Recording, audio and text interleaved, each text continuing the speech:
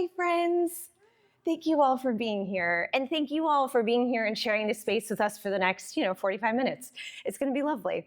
So, okay, we're talking about how it's powerful to be a woman in Hollywood, in entertainment, whatever you want to call it, right? So I would just love to start with a quick question to the group. What makes you feel powerful?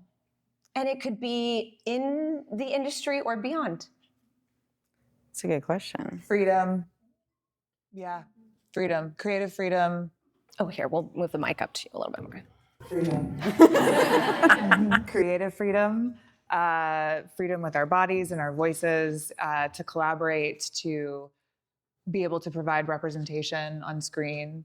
That is an incredibly powerful feeling. And I think that's what led me to producing, was realizing instead of begging for jobs from other people, it would be really, really incredible if I could create jobs for lots of people. And that's really what drew me. That's the most powerful I've ever felt as a creative, was having that ability. Creation is so powerful. Wow. In that line, letting your work speak for itself. And in that vein, silence. You don't have to fill it to be powerful.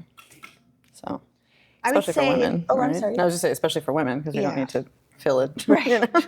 I would say what makes me feel powerful is the fact that I've built a career over 25 years and I had no fancy family name behind that. I just really was this, little girl from Missouri that came out here and wouldn't shut up or give up. And I became a mother. That made me feel powerful. I would say being seen for your authentic self, which of course I think as the transgender woman, I would say that. But also I think I say that because I think as women, we're told often that we should be this or we should aspire to this. And it's like, or if what I am is good enough, that's fine too. Yes. Yeah, well said. Y'all are an amazing audience. This is fantastic. So, okay, everyone up here has worked on a plethora of projects. So, some voiceover, on camera, indie, large motion pictures. I mean, we've kind of heard it all. So I would just like to start with a fun little question of what happens when you make a project or you're part of a project, that doesn't succeed like you thought it would, or I don't know, maybe one that you didn't think much of and then blew up in a way? Like, have you been a part of a project that has turned out differently than you thought? Yes. And that's it. Thank you all for joining us. Jackie, would you like to expand? I know Christine. I can't really expand on it. But I can say yes. I mean, that definitely happens when you're involved in something and then you think it's going to go one way, you work really hard to get it to that way, and then it doesn't. Which can be embarrassing. Which can be a little embarrassing sometimes, especially if you're been touting it a certain way. And they didn't. But then conversely, definitely something that I was like, this is fun, but I don't know if anybody's going to watch this or see this. And then you randomly meet. I think one of the ones that I really enjoyed that I wasn't sure how it was going to be received was Scavenger's Reign, which we did, and it was beautiful. And not a ton of voice work was required for it because it was mostly about the story and the animation, and the music was phenomenal as well. And then every now and then I'll meet people who are like, I loved Scavenger's Reign. And I'm like, great. I did too. Like, I really liked it, but you never know when people are going to see the things that you make and if it's going to get received in the way that you hope it does. So it's exciting. But yes, definitely sometimes things don't go the way.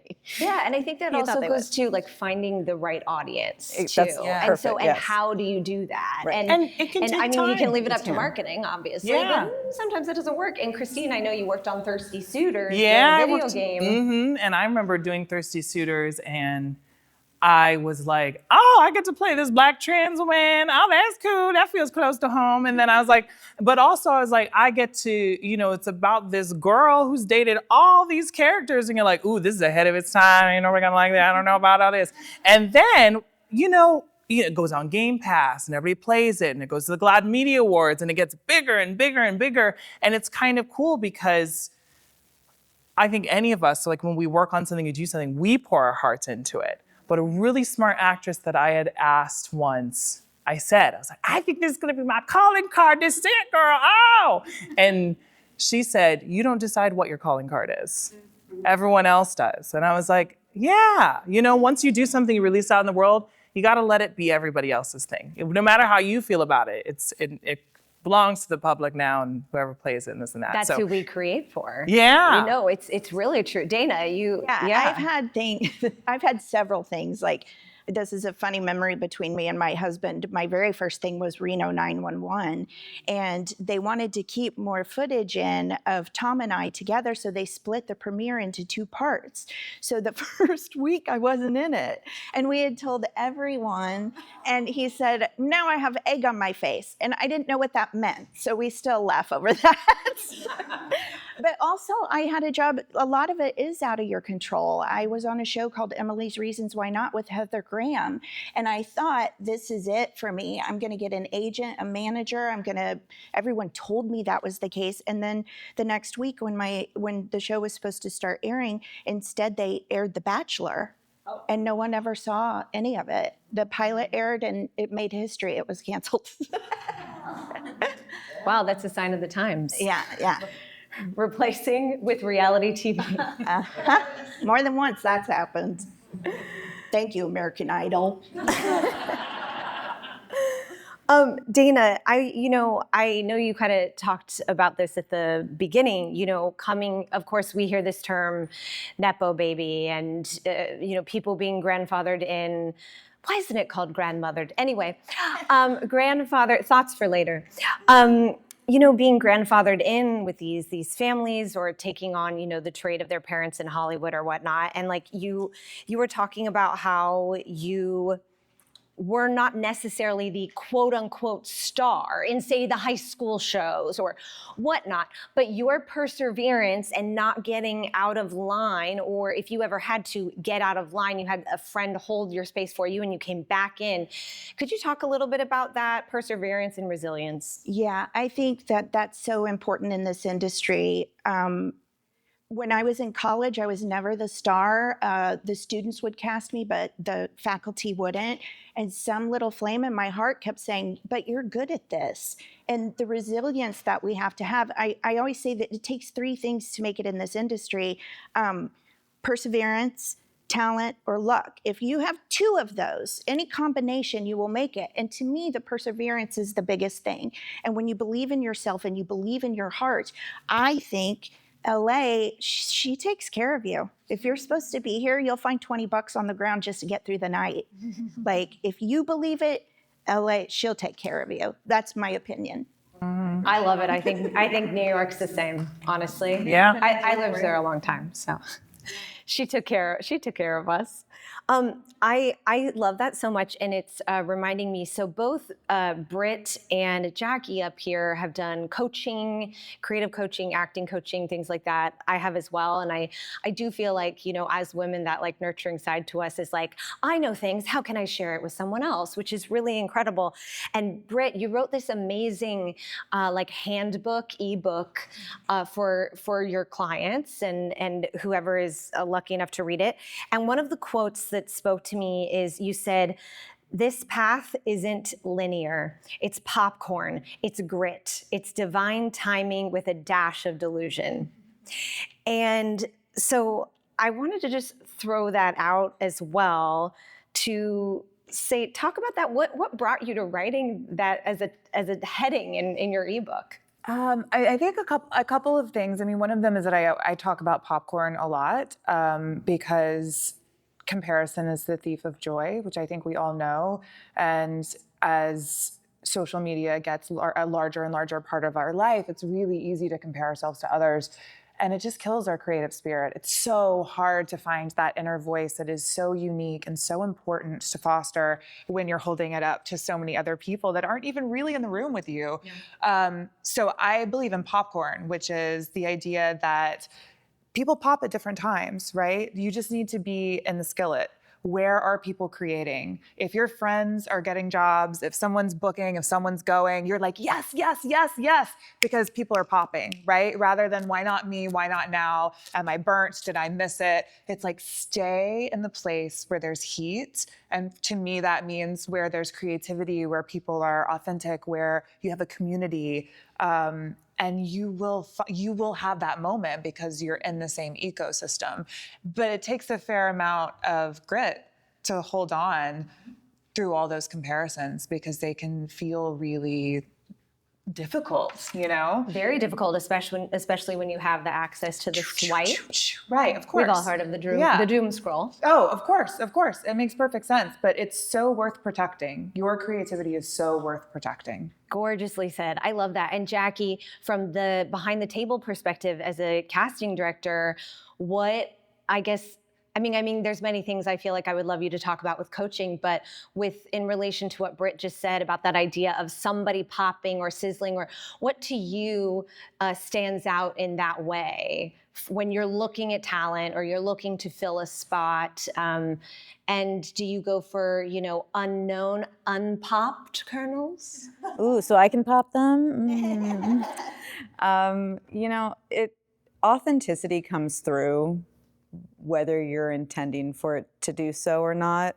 Part of the reason why I love what I do is that over the course of my career, I've had the opportunity to cultivate, my personal perspective and what I feel to be, good performance and things like that. And then I work with clients to find out whether we agree or if I can tailor that to them. But in order to find somebody, I found that when you're most authentically connected to the work that you're doing, whether it's in front or behind, that's when you're the most successful. And it really plays into the fact that you're just sticking to what you believe in. And I also think that it's really important to allow for evolution within your career. So you might have started coming in, I want to be on screen right in front of everybody, here I am. And then you might find your way to voiceover and realize that, wow, actually this is something that I really enjoy and that allows me to be my most authentic self because I'm not worried about my physicality or whatever, or vice versa. You find your way the other way, or you were behind the camera and then you get in front, you get in front and then you go behind, which I know you've done. And I think one of the things that our industry does that people kind of subscribe to too much is that if you don't do the initial thing that you thought you were going to do when you came here and started or got into it, then you're a failure. And that couldn't be further from the truth. There's so much to do in this industry. You can find your own way. And so if you allow for evolution, whatever aspect of the industry you might be in, even in comics and art, it's creative, allowing for that evolution really makes it easier for you to be that authentic self. And I think that's what I look for when I see people. I don't mind what stage of popping you're in, as long as I can tell that you're being authentic. And, maybe I'll help you pop. Yeah. And I would love that because that'd be so fun.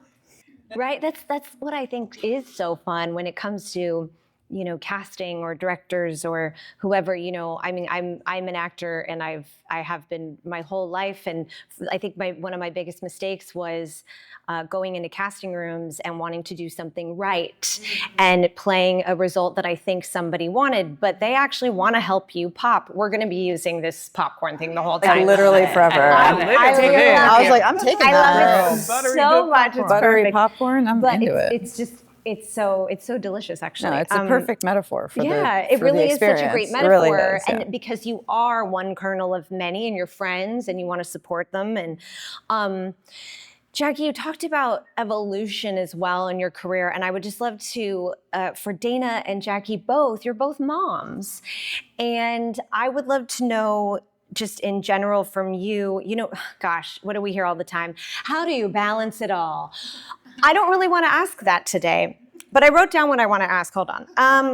I said, no, I would really love to know, actually, more so what opened up for you after becoming a mom in your artistry, in your craft, and what was that evolution?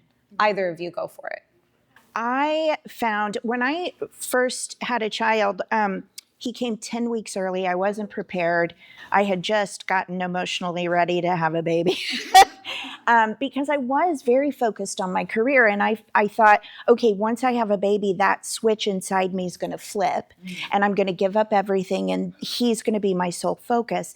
And so when he was about 2 years old and I had been trying to operate that way, still auditioning, being harried every audition I got to, it makes you much more choosy about what you want to put your time towards, which made me actually feel powerful. Because I had been, when I was younger, like, I got to get in here and I got to do this. And what if I go do this show? And now everybody's girl, right? Yeah. So it really focused me and that made me feel powerful. And I also realized a friend said, you are not failing or abandoning your son. You are showing him what a strong woman looks like. Yes. That's so true. Makes me happy for you. That's Yes, really clap for that. That's so incredible. She couldn't have said it better. I mean, priorities are the things that really become very clear. And I would say that regardless of, your situation in this industry, if you become a parent, even if you become parent adjacent, your priorities become extremely clear. And it's caught me by surprise, to be honest. I was like, we're just gonna do this. It's gonna be great, and it is. And I love my son. I also have a son. It's exciting. Shout out to my son. He's amazing. But it became a situation where it's like, oh, I balance on a daily basis, balance between your career, between your home. And I think it gave me perspective not only just for family life, but it also did it for my friends and my extended family and my hobbies. And it made me really step back and go, oh, it's not just all about this. There's more. And it was a blessing. How we both have sons. And I was like, you have a boy? Oh my gosh, because we get the chance to show them how to be good men. Yes. We love that. I love it so much. I love it so much. This is bringing me back to a quote by Britt Rentschler from her ebook. And she said, it's not what you do, it's the energy with which you do it. And we did talk about that a little bit earlier today, but this is, whether it's motherhood or showing up as a human for your friends or your craft, I think that has so much impact. And Britt, where did this come from for you? Just because I'm quoting you, so I want to know a little bit more of the backstory. I found it.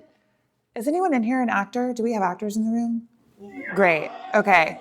And this might be relational to other professional careers as well, but I think especially when you start, you think, oh my God, everybody's done this before, right? Like, how could I be different? How could I be unique? Or I need to do it in a certain way. I have to have the headshots like this, and I have to go to do these things because that's what everyone's doing. And this person did that, so I'm going to study their interview, and then I'll take that journey, and that's how I'm going to win, right?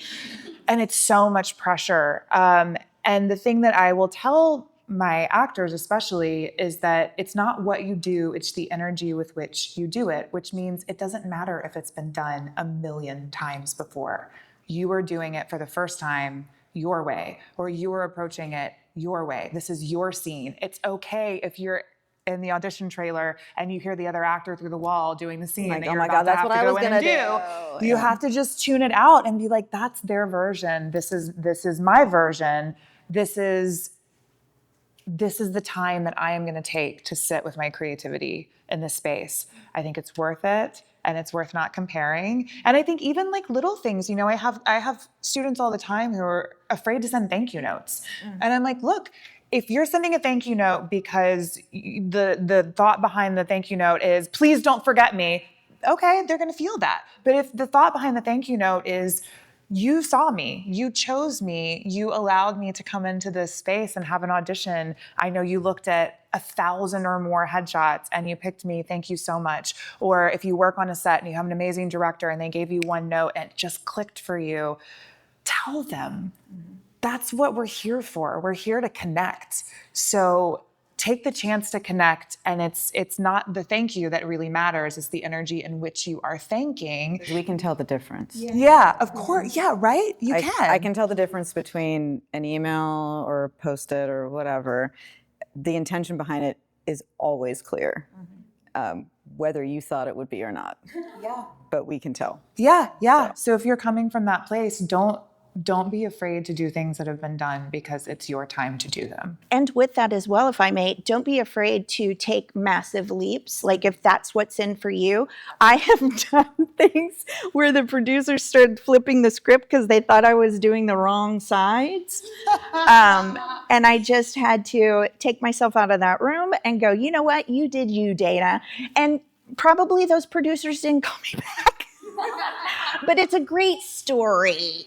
Yeah, but you remember. It is. And that's all that matters. That It too, is. like that's your time. You were invited. I used to get so nervous to go in and, oh, this is my chance and I represent all the Black trans women. Oh my God. And it's like, no, I was called in. I was personally invited by my own name. So I'm going to go in there and have fun, have a good time, let it be a good time, and then just let it be what it is after that. Mm-hmm. Absolutely. And Christine, I'm wondering about the voiceover world for the two of you on the end there. Because is there ever a moment, I mean, for either of you, where Jackie, you've cast an actor and then you eventually meet them, but you've never seen their face, or vice versa, and it's like, whoa, this is throwing me. It's a little like Love is Blind, where you finally meet them 100%. behind the wall. Like, don't let me see you. And then you come in and I'm like, oh my God. Yeah. How is that with connecting? I love it. I think it's hilarious because you also think it just shows the level of talent that some people have, and I think that's what can be so limiting by live action, is that it's all what you see here, and you got to put everything in it, which is great, and people are so good at it. But without having to worry about that, you can just come in and do whatever your body, your vocal, whatever your talent allows for that to happen, and just let it out. And the things I have seen, because people were just like, I'm gonna just do it. And I'm like, good. And then it sounds great. We're like, I'm so glad you just did it because it was perfect. Yeah. Yes, and it and looked back crazy, to that you know? idea, it's like if someone is doing that because they're trying to stand out, you can smell it Oh, a mile away. A If mile they're coming away. in, it's not about the story, it's No. not about the creativity, but they're worried or fearful they will not be remembered. So they take this big risk, but it's out of fear. And then you leave the room and we go, they did that just to make a choice, not because it was serving the character or the situation. And everyone in the room could tell. Yeah. And then the same person could have made that choice out of love for the story and absolute inspiration. And you go, oh my God, that was brilliant. That was a great choice. Yeah, yeah. And also, and for the actors too, who like are in acting classes, or even if you do community theater, or you do it with read scripts with your friends or whatever, you'll start to learn over time that I always used to think it was the worst. Everybody get up in an acting class and we're all doing the same scene. I'm like, oh no, we're all gonna cry at the same part. And I realized that even if everybody tried to do the exact same thing over and over, it's never the same. I can't be you better than you doing so. I can't do that. It doesn't work like that. And that's good. Yeah, it's great. That's great. Voiceover is wild too.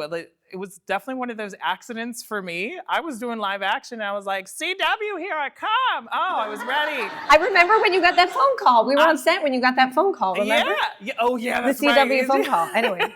Hello? Yeah, it's true.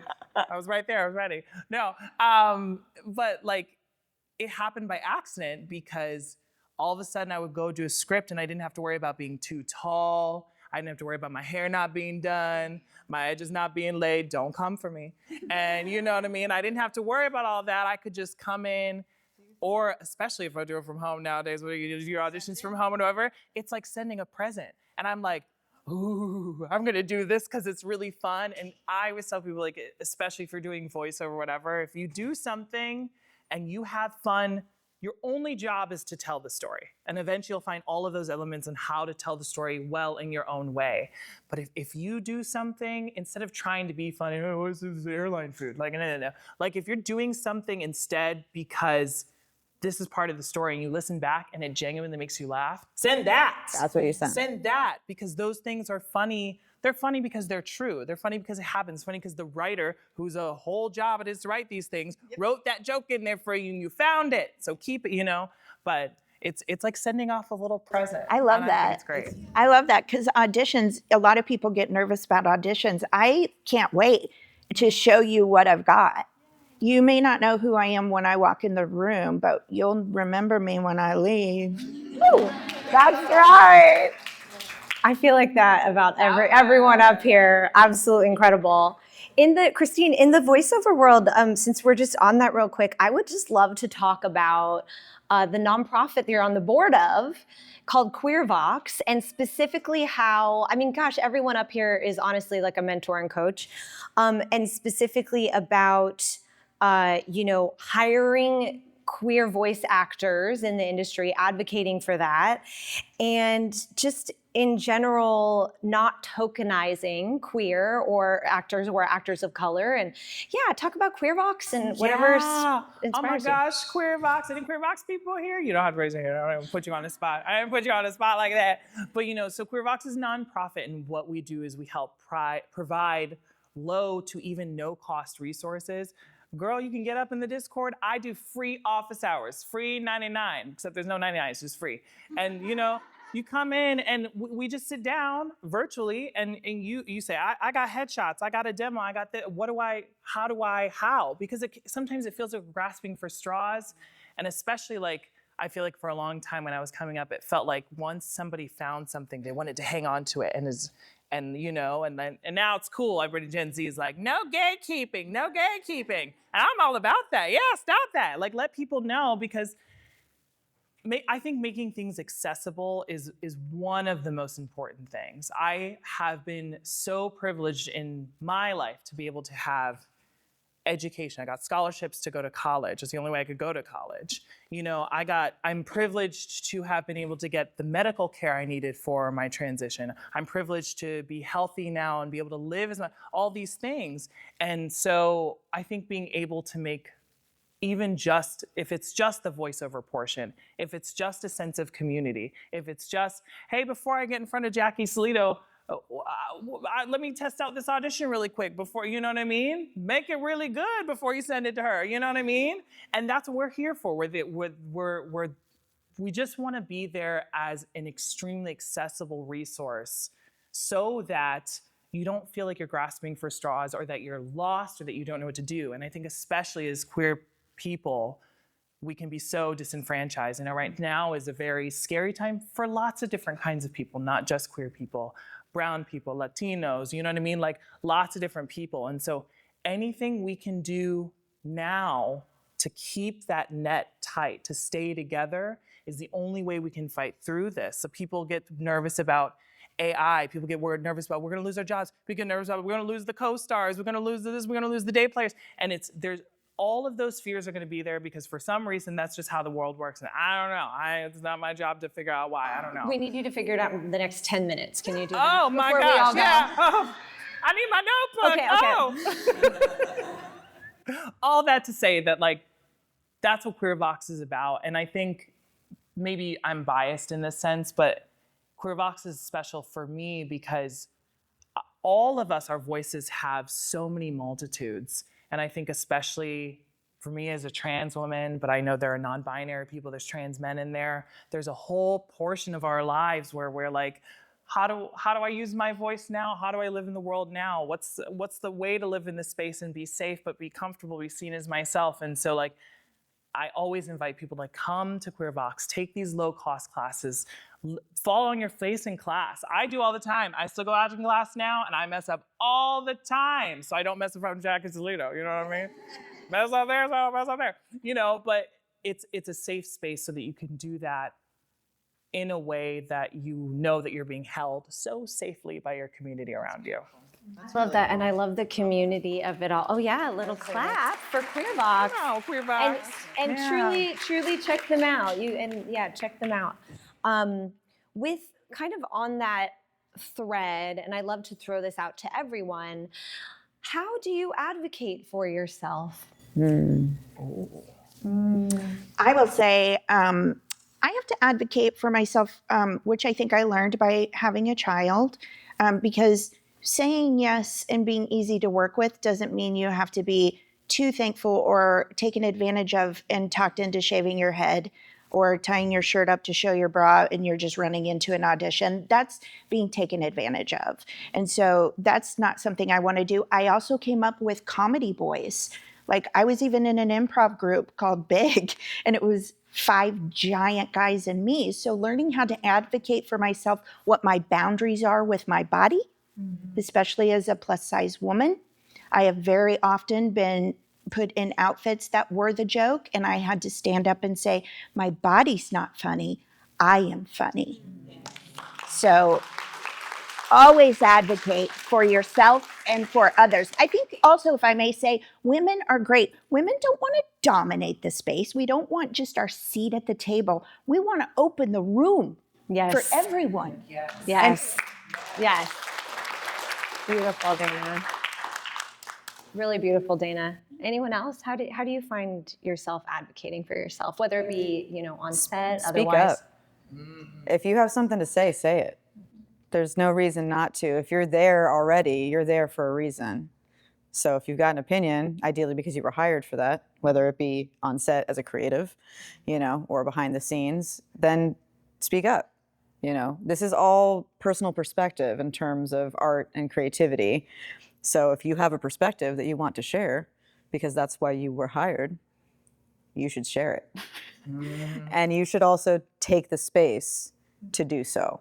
If you need to call that meeting, if you need to gather everybody up, if you need to wait until that person is done talking so that you can remind everybody that you also deserve to speak.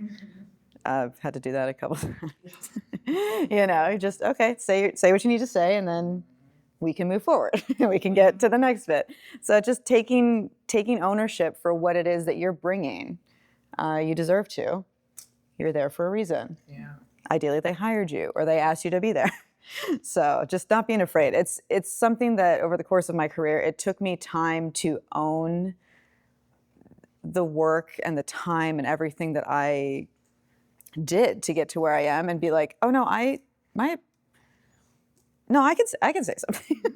Like I deserve to be here. Like I've worked really hard, and people respect my opinion, ideally, because that's why I've been hired, and then it's okay for me to speak up because that's why I'm here. It took time, and I think honestly it took until I really had a kid to realize, oh, I should wait.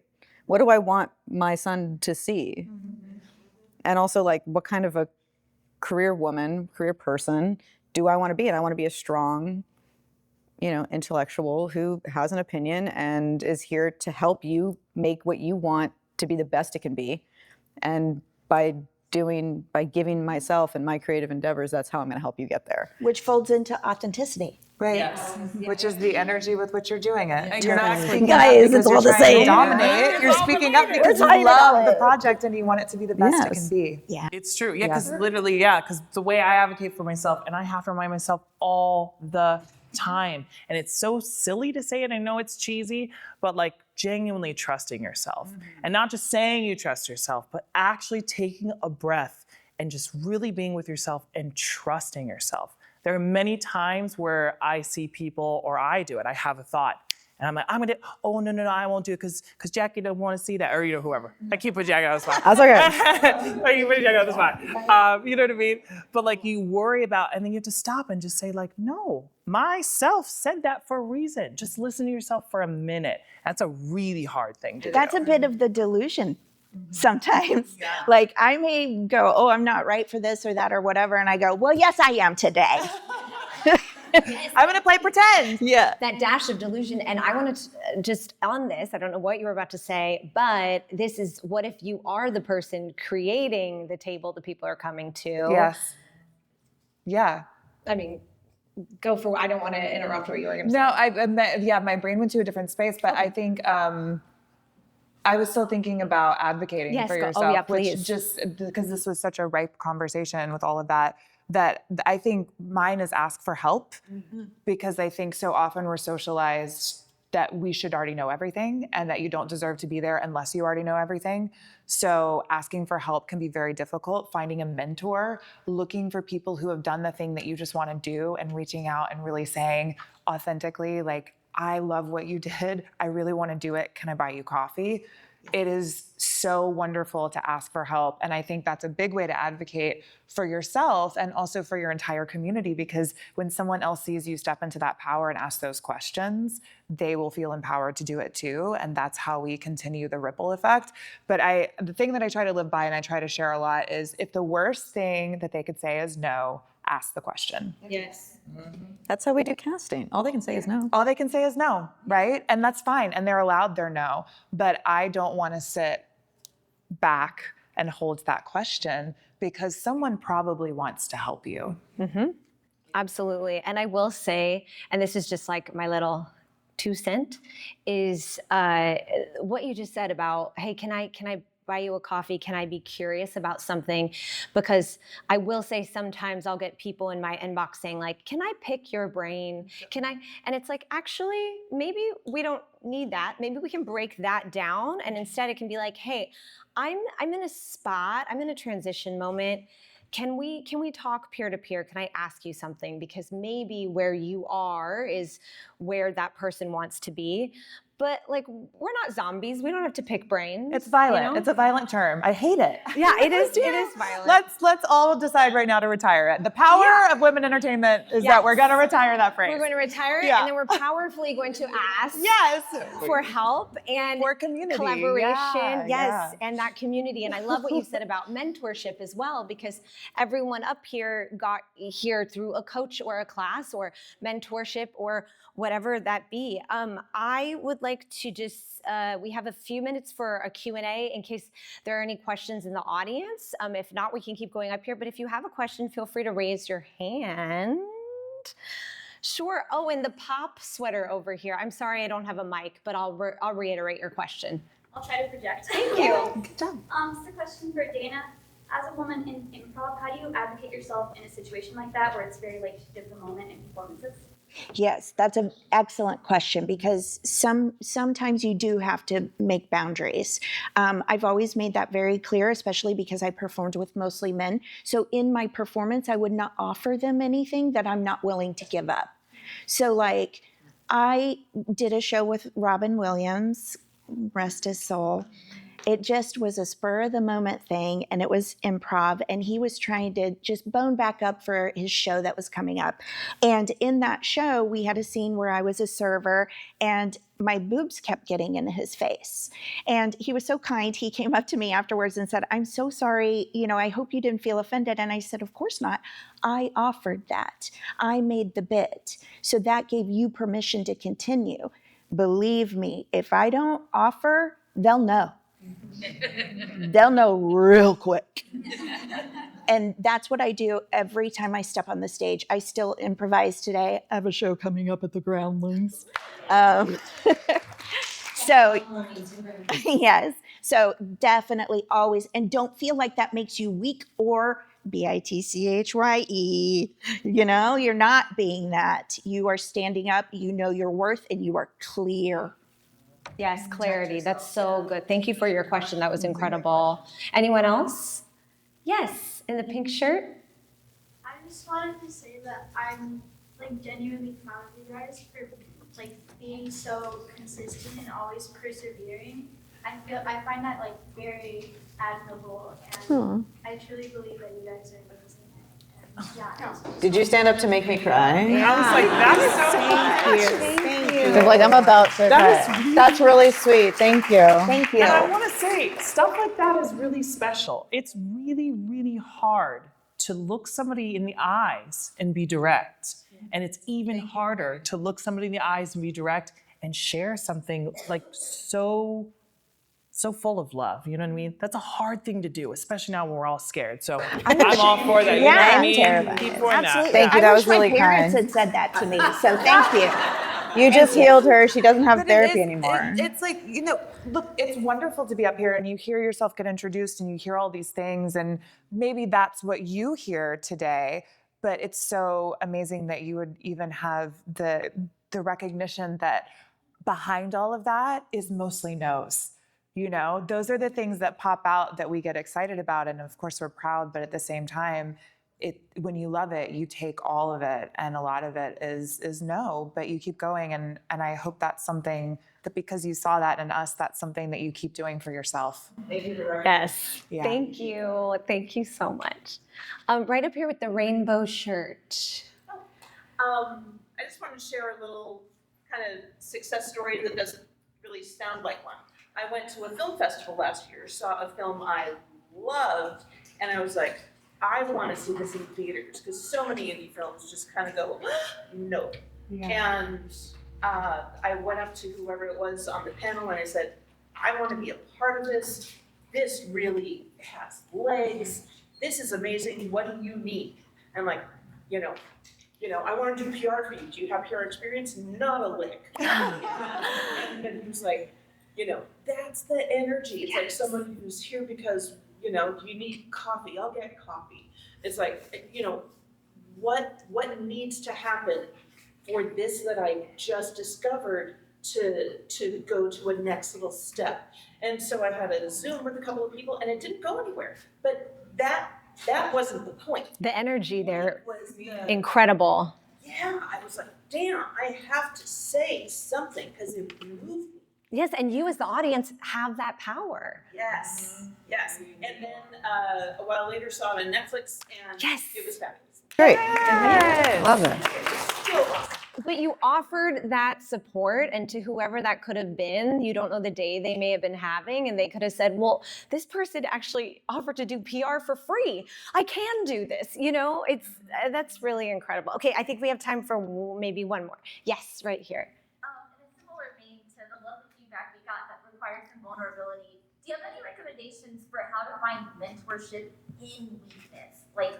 I have, and Casey can't guess, disability, and I've been having trouble finding mentorship that kind of helps when I'm dealing with, I guess, the kind of turmoil and things that are going on. I still want to advance, I still want to make moves in my career, but I need somebody who can meet me in this vulnerable place. Do you have any recommendations? I actually do.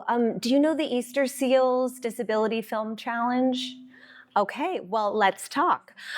Because one of our shows that Brooklyn Quarter is doing is called Comma Convos, and I just interviewed one of their main actors on our show earlier today. And Nick Navicki is the head of it. He's everywhere. He's actually one of the stock photos on IMDb. They have him as it's awesome. He's that prolific. He's wonderful. And they do a 24-hour film challenge. They have some really incredible things, some networking events. And I would dare to say that you would go to one event there and you would have various people, on your level, maybe mentors, maybe people you could help. So it's called the Easter Seals Disability Film Challenge. But I'll find you after to make sure you got that info. Also check out Good Vibes Entertainment. They also work with and train people with all different types of disabilities to work in the industry as actors, producers, every facet you can think of. There's a lot of. And that was Good Vibes? Good Vibes, yeah. Great. And it's okay to say no to mentors that you're not comfortable with. That's totally, if a mentor is meeting you where you're at and saying, what can I do to help you with what you need right now? That could be a mentor worth your time. But if a mentor's saying, well, if you don't this and you don't this and you gotta pay me, there's plenty of mentors out there. There's plenty of mentors out there. You don't need that. Yeah, really good advice. Yeah, we're so glad you're here. Anyone else? We have time for one more, actually. Yes, over here. Thank you so much for being such nurturers in this space. I think this is quite beautiful. It's quite different than a lot of other panels. The question I have for, I guess, all of you is how do you navigate the vision that you have in terms of artistry with business and having to, manage the expectation? That's a great question. Yeah. I have actually been talking about that right now because I just turned 30. Yeah. And women over 30, get your blood pressure checked because it'll surprise you when they look at me. Sorry, I keep saying that to everybody and my husband's gonna be so mad I keep bringing it up, I'm sorry. Anyway, all that to say, the biggest thing that has helped me that I talked to my manager about that has been so, so helpful is finding the coolest people that inspire you. And they put it out there. Take what really resonates with you and use your version of it. Even the little things like changing your website. Oh, what's Janet Jackson doing? Oh, what's Shania Twain doing? You best believe I'm checking up in their tea, see what they're doing. And then I'll take it, and my interpretation of that, it's not just copy paste, taking my interpretation of that and then making it my own thing and saying, oh, this is me on my Janet Jackson day, you know what I mean? Little things like that, they go a long way because all of a sudden you really become this neat package without ever thinking about it. And something like a website is a creative expression and a business side, interestingly Virtual business enough. card, girl. Yeah. They don't even need no paper. If you don't, go ahead. I was just saying, like, if you don't mind me saying, if you want to work in entertainment, you have to remember that this is a business. Yes. So regardless of your creative aspirations, at the end of the day, somebody's making a bottom line. And they will remind you. And they will remind you of that. That's what's hard. So one of the things that I always try to remind anybody who's interested in getting into this business, which I go for it because you never know, but have that perspective. Know that you are the product, and decide how you want to utilize that product within this industry. At the same time, don't sacrifice your product, your creativity, your authentic self, your self-expression for the sake of business, unless you want to. Yeah. Unless that's your thing, which is fine. You know, it's up to you, but you make that decision. But remember, this is a business. And when you forget that, I find that that's when folks tend to struggle. Is, why am I not making it? It's like, well, you're not thinking about the fact that it's a supply and demand. It is. Yeah, You know? I think it's also such an illusion that your favorite actors are not just acting. They're not. That's why they have perfume lines and brands and brand deals and watch ads. It is because they are as aware as anyone else that their next project may not come in. Yeah. Right? Or the whole thing could go away. There's an illusion of like, you've made it. Made it is like, whoa, that's why they open restaurants. It's why they, right? So I Tequila. say, yeah, and this is what I say, like, and even myself as an actor, it's like, love it with all of your heart and make sure you have multiple streams of sustainability so that you don't put all of that onto your acting and cripple your creativity, because it's really hard to tell your creativity you've got to pay rent, right? And it does, and you want that, but putting all of it on there. So sometimes diversifying and remembering that your favorite successful people are doing that. It just looks really fancy, but they have side jobs, y'all. They all have side jobs, okay? And it's fully about the love. And we're out of time, but I think it is about that love and then Keeping the also love alive. the savvy. Can I just say the real word quick? of the day, authenticity. Can I tell her real quick? Know when to incorporate. That's a big help. Ooh, know when to incorporate. Hey. Get a production company going. Well, I want to thank everyone for coming today. Please scan the QR code to get all of these amazing women's bios. Please follow us, say hello. Thank you for coming to the panel, and have a great Comic-Con.